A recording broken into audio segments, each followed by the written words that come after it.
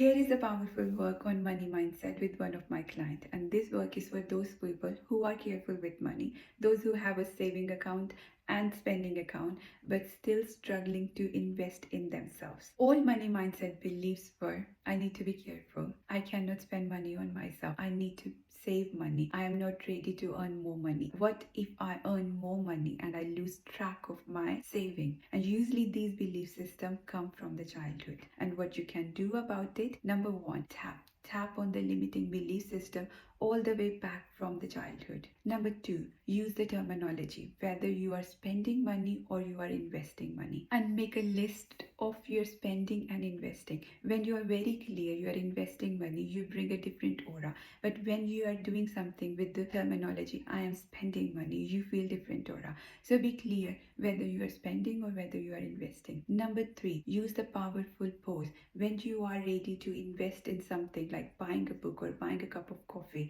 what is your body language? Read the caption to know more about the powerful body language while spending money or investing money. I hope this helped. Take care. Bye bye.